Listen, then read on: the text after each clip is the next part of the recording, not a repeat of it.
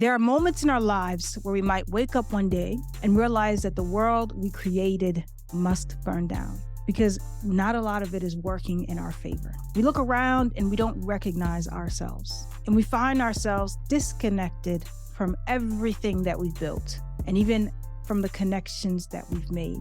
This is why we might feel like running away and we want to burn it all down. It may seem dramatic, but it often feels like this for many of us. It's that moment when we feel truly fed up with how we've been living. If this sounds like you, then continue watching.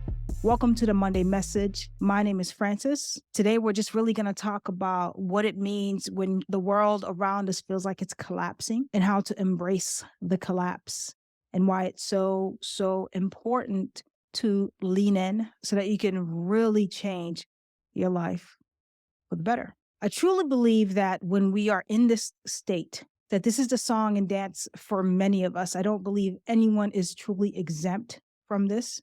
There are some of us who, have our heads down and our eyes closed, and we unfortunately don't get the opportunity to see to see our worlds in this way so that we can actually make changes.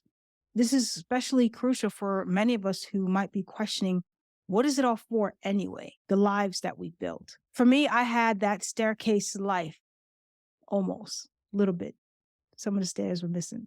I had to jump 2 by 2.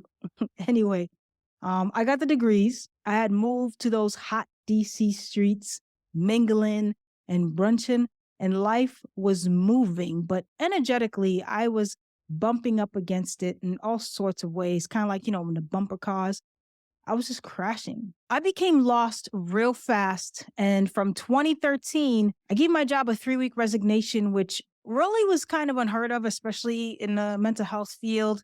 Because most of us, we get into this field and we just stay. For better or for worse, we stay. And there are, of course, a bunch of us that may burn out. But that's really when the journey to self-healing began for me. And for those first 3 years of it, I burned my entire world down and I just literally disappeared. So I understand if some of you might be feeling the same way. It's a crossroads moment, right? That fork in the road.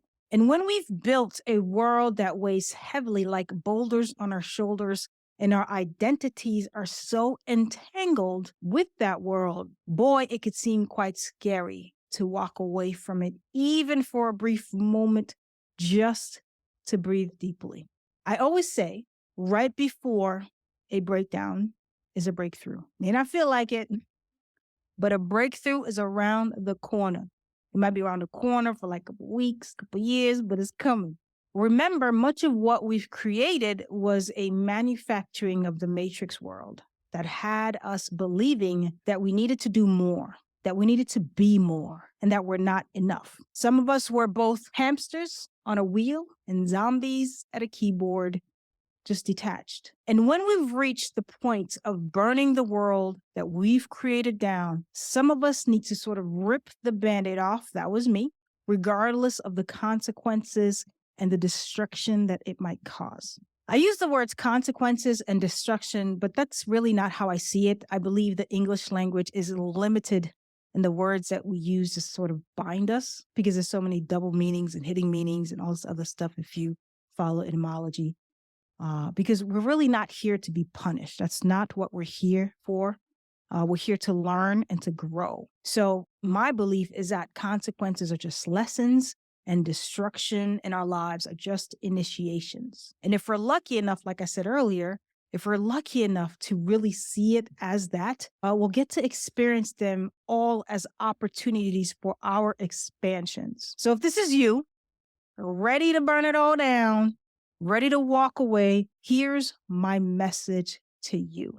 First, a question, because I like to start with a self-reflective question, a few of them, because that kind of helps the wheels begin to turn. First question is, whose life are you living? And before you make any decisions, ask that first and get quiet. Be honest and ask if the life that you're living feels at peace. Do you feel whole, or do you feel like you're living in pieces? You're one way here, you're one way there. You're like, I don't even know what's going on. So there's a lot of confusion. And then ask yourself, how do you really want to live? And if you're truly living from your most authentic self, Like you wake up in the morning and everything feels in alignment. The beautiful spiritual teacher Ram Dass had said in one of his lectures that to become nobody, you first have to become somebody. The fact that you're in this crossroads wondering what's next means that you have become somebody. Then he continues to say, that's when you'll know that you're nobody.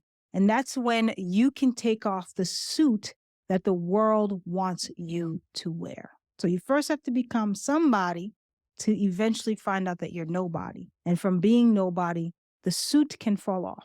So the idea that this feeling of wanting to run away or burn it all down is a beautiful indicator that you're ready to return home to yourself. It's not a time to shun it, but to become really, really curious about where this is taking you so that you can move from a place of clarity versus angst, exhaustion, and fed upness. Yet I do recognize that sometimes those feelings will remain as underpinnings so that we can take action, and that's perfectly okay. So if you're feeling anger, that's beautiful because anger wants to move. It wants to go somewhere. You're more likely to take action from a place of anger than from a place of apathy. So when we're fed up with the world that we've created for ourselves, yes, we created it, it further means that we're truly ready to find out who we really are.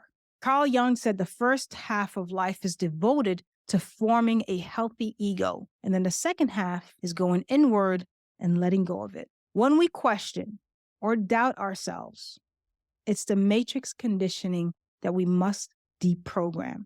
And because I believe that we are all spiritual beings created as extensions of something greater, and that greatness can be called source, universe, God, all of which is also within us. And you could call it whatever you want. Doesn't matter. And so because of that belief, it sort of contradicts what the fabricated world tells us about ourselves. And so life feels hard at times because we must commit to dispelling and dismantling the false lies and belief systems that were created so that we can work against ourselves. Sort of what I mentioned earlier, that we're not good enough, that we need to achieve this and that honoring our parents means to dishonor ourselves, or that the love that we have for ourselves is conditional. But when we realize that we're extensions of source, that love is indeed unconditional. And this is a journey, y'all. Trust and believe, it's a journey. It's not an overnight thing, but getting to that space where you can actually, where this actually resonates is possible. And that's where the change happens. So if your world feels like it's collapsing around you, good.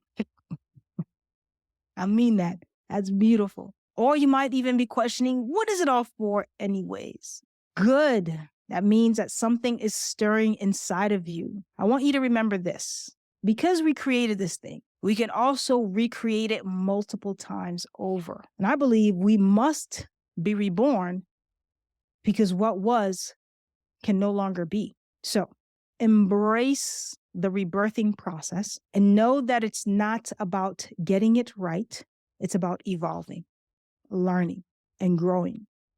And each stage or season of your life is going to be different, especially as you become clearer on this path. And as you become more whole, as you bring more peace, like snakeskin, you will forever shed. And that means you're getting closer to who you are. If we're not reborn, then who are we really, right?